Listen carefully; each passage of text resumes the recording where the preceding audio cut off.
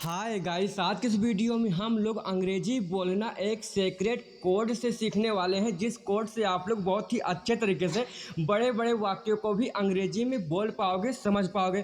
तो वीडियो को बिल्कुल भी इसकी मत करना। तो चलिए दोस्तों, करते हैं वीडियो को स्टार्ट। तो फर्स्ट कोड है रन आउट। रन आउट का हिंदी अर्थ होता है खत्म हो जाना। रन आउट का हिंदी अर्थ होता है खत्म हो जाना। जैसे कि फर्स्ट सेंटेंस है, दूध खत्म हो गया है, the milk has run out. अगर आपको बोलना हो घर में दूध खत्म हो गया है तो अंग्रेजी में बोलो the milk has run out. उसी प्रकार दूसरा भी है, आटा खत्म हो गया है, the floor has run out. आटा खत्म हो गया है, the floor has run out. अगर आपको बोलना हो चावल खत्म हो गया है, दूध खत्म हो गया है, तो इस तरीके से वाक्य को बना पाओगे ना। जैसे कि नेक्स्ट, खाना खत्म हो गया है, the food has run out. खाना खत्म हो गया है, the food has run out. अगर आपको बोलना हो चीनी खत्म हो गया है, चाय खत्म हो गई है, तो इस तरीके से बहुत सारे वाक्य को बना भी सकते हो। चौथा है, मेरे फ़ोन की बैटरी खत्म हो गई है, I have run out of phone battery. Next है, अब हम लोग सीखेंगे आज ऑफ नाउ आई एम का यूज करना। जैसे कि आपको बोलना हो फिलहाल मैं खाना बना रही हूँ, तो अंग्रेजी में बोलो as of now I am cooking food. फिलहाल मैं खाना बना रही हूँ, आज of now I am cooking food. अगर आपको बोलना हो फिलहाल मैं मैगी बना रही हूँ, फिलहाल मैं सब्जी बना रही हूँ, तो इस तरीके से भी आप लोग वाक्य को बना सकते हो। दूसरा है, फिलहाल मैं स्कूल जा रही हूँ, वैसे आप कहाँ जा रहे हो? फिलहाल मैं स्कूल जा रही हूँ, तो अंग्रेजी में बोलो as of now I am going to school. As of now I am going to school. Next है, फिलहाल मैं खाना खा रही हूँ। अगर आपको बोलना हो फिलहाल मैं खाना खा रही हूँ, तो अंग्रेजी में बोलो as of now I am eating food. फिलहाल मैं खाना खा रही हूँ, आज of now I am eating food. अगर आपको बोलना हो फिलहाल मैं मैगी खा रही हूँ, फिलहाल मैं पिज़्ज़ा खा रही हूँ, तो इस तरीके से भी आप लोग वाक्य को बना सकते हो। दूसरा है, फिलहाल मैं टीवी देख रही हूँ, आज of now I am watching TV. फिलहाल मैं टीवी देख रही हूँ, आज of now I am watching TV. अगर आपको बोलना हो फिलहाल मैं सीरियल देख रही हूँ, फिलहाल मैं मूवी देख रही हूँ, तो इस तरीके से आप लोग आज of now I am watching का यूज करके वाक्य को बना सकते हो। अब हम लोग नेक्स्ट सीखते हैं। हम लोग का कोड है हैविंग टू। दोस्तों, हैविंग टू का हिंदी अर्थ होता है करना पड़ रहा है। जैसे कि आपको बोलना हो मुझे दिल्ली जाना पड़ रहा है, तो अंग्रेजी में बोलो I am having to go to Delhi. मुझे दिल्ली जाना पड़ रहा है, I am having to go to Delhi. अगर आपको बोलना हो मुझे स्कूल जाना पड़ रहा है, मुझे दुबई जाना पड़ रहा है, मुझे बाजार जाना पड़ रहा है, तो इस तरीके से आप लोग I am having to go to का यूज करके बहुत सारे वाक्य को अंग्रेजी में बना सकते हो। तो दूसरा है, उसे यहाँ आना पड़ रहा है, he is having to come here. उसे यहाँ आना पड़ रहा है, he is having to come here. अगर आपको बोलना हो उसे यहाँ खाना पड़ रहा है, उसे यहाँ लिखना पड़ रहा है, उसे यहाँ जाना पड़ रहा है, तो इस तरीके से आप लोग ही इज हैविंग टू का यूज करके बहुत सारे वाक्यों को अंग्रेजी में बोल सकते हो। फिर नेक्स्ट है, अब हम लोग सीखेंगे फील लाइक का यूज करना। फील लाइक का हिंदी अर्थ होता है मन कर रहा है। जैसे कि आपको बोलना हो मेरा सोने का मन कर रहा है, तो अंग्रेजी में बोलो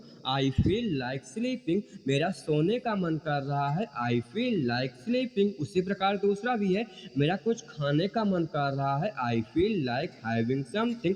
मेरा कुछ खाने का मन कर रहा है, I feel like having something. इसी प्रकार नेक्स्ट है, मेरा टीवी देखने का मन कर रहा है, I feel like watching TV. मेरा टीवी देखने का मन कर रहा है, I feel like watching TV. अगर आपको बोलना हो मेरा मूवी देखने का मन कर रहा है, मेरा सीरियल देखने का मन कर रहा है, तो ऐसे वाक्यों में आप लोग आई फील लाइक वाचिंग का यूज करके अंग्रेजी को बोल सकते हो। चौथा है, मेरा आज रोने का मन कर रहा है, I feel like crying today. मेरा आज रोने का मन कर रहा है, I feel like crying today. अगर दोस्तों आप लोग मेरी वीडियो को रोज देखते होंगे ना, तो आप लोग सेंटेंस अपने आप से ही बनाना सीख गए होंगे।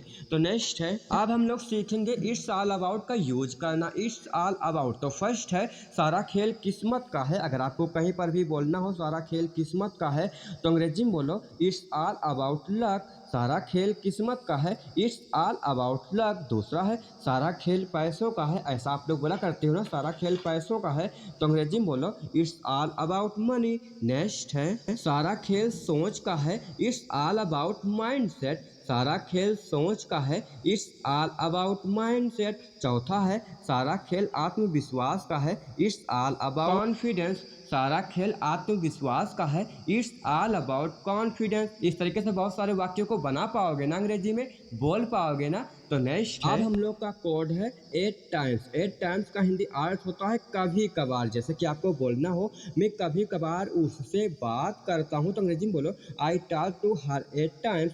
मैं कभी कभार उससे बात करता हूँ, I talk to her 8 times. दूसरा है मैं कभी कभार टीवी देखता हूँ, आई वॉच टीवी 8 टाइम्स। मैं कभी कभार टीवी देखता हूँ, I watch TV 8 times. Next है मैं कभी कभार बुक्स पढ़ता हूँ, आई रीड बुक्स 8 टाइम्स। मैं कभी कभार बुक्स पढ़ता हूँ, आई रीड बुक्स 8 टाइम्स। अगर आपको बोलना हो मैं कभी कभार हनुमान चालीसा पढ़ता हूँ, मैं कभी कभार रामायण पढ़ता हूँ, तो इस तरीके से भी आप लोग वाक्यों को बना सकते। दूसरा है उसी प्रकार से मैं कभी कभार वहाँ जाता हूँ, आई गो देयर 8 टाइम्स। मैं कभी कभार वहाँ जाता हूँ, आई गो देयर 8 टाइम्स। नेक्स्ट है अब हम लोग सीखेंगे शुड हैव बीन का यूज करना। शुड हैव बीन का हिंदी अर्थ होता है होना चाहिए था। जैसे कि आपको बोलना हो मोनू को दुकान में होना चाहिए था, तो अंग्रेजी में बोलो Monu should have been at shop. मोनू को दुकान में होना चाहिए था, Monu should have been at shop. अगर आपको बोलना हो ऋतिक को दुकान में होना चाहिए था, आलोक को स्कूल में होना चाहिए था, ऋतिक को बाजार में होना चाहिए था, तो इस तरीके से भी आप लोग बहुत सारे वाक्यों को बना सकते हो अंग्रेजी में। तो नेक्स्ट है तुम्हें स्कूल में होना चाहिए था, तो तुम्हें की इंग्लिश होती है यू। तुम्हें स्कूल में होना चाहिए था, you should have been at school. तुम्हें स्कूल में होना चाहिए था, you should have been at school. अगर आपको बोलना हो तुम्हें बाजार में होना चाहिए था, तुम्हें अयोध्या में होना चाहिए था, तुम्हें घर में होना चाहिए था, तो ऐसे वाक्य में आप लोग you should have been at का यूज करके बहुत सारे वाक्य को अंग्रेजी में बोल सकते हो। पूछने में क्या जाता है, अगर आपको कहीं पर भी बोलना हो पूछने में क्या जाता है, तो अंग्रेजी में बोलो व्हाट गोज टू आस्क। पूछने में क्या जाता है, व्हाट गोज टू आस्क। उसी प्रकार दूसरा भी है बात करने में क्या जाता है, व्हाट गोज टू टॉक। बात करने में क्या जाता है, what goes to talk. Next है अब हम लोग सीखेंगे आई विश आई हैड का यूज करना। आई विश आई हैड का हिंदी अर्थ होता है काश मेरे पास। जैसे कि आपको बोलना हो काश मेरे पास एक फ़ोन होता, काश मेरे पास एक चार्जर होता, काश मेरे पास एक बड़ी कार होती, ऐसे वाक्य बोला करते हो ना, तो ऐसे वाक्य आप लोग बना पाओगे आई विश आई हैड का यूज करके। तो फर्स्ट है काश मेरे पास एक फ़ोन होता, तो इसमें अंग्रेजी में बोलो आई wish I had a mobile. काश मेरे पास एक फ़ोन होता, आई wish I had a mobile. Next काश मेरे पास एक बड़ा घर होता, ऐसा आप लोग बोला करते हो ना, काश मेरे पास एक बड़ा घर होता, तो अंग्रेजी में बोलो आई wish I had a big house. काश मेरे पास एक बड़ा घर होता, आई wish I had a big house. अगर आपको बोलना हो काश मेरे पास एक बड़ी कार होती, काश मेरे पास एक बड़ा मोबाइल होता, तो इस तरीके से भी आप लोग वाक्य को बना सकते हो। दूसरा है काश मेरे पास एक घड़ी होती, आई wish I had a watch. काश मेरे पास एक घड़ी होती, आई wish I had a watch. इस तरीके से आप लोग बहुत सारे वाक्यों को बना पाओगे ना अंग्रेजी में। तो नेक्स्ट है हम लोग का कोड है डू इवर। डू इवर का हिंदी अर्थ होता है कभी तो। जैसे कि आपको बोलना हो कभी तो टाइम पे आ जाया करो, तो अंग्रेजी में बोलो डू इवर कम ऑन टाइम। कभी तो टाइम पे आ जाया करो, डू इवर कम ऑन टाइम। दूसरा है कभी तो कॉल कर लिया करो, डू इवर कॉल मी। कभी तो कॉल कर लिया करो, डू इवर कॉल मी। नेक्स्ट है कभी तो मेरी सुन लिया करो, ऐसा भी आप लोग बोला करते हो ना, कभी तो मेरी सुन लिया करो, तो अंग्रेजी में बोलो do ever listen to me. कभी तो मेरी सुन लिया करो, do ever listen to me.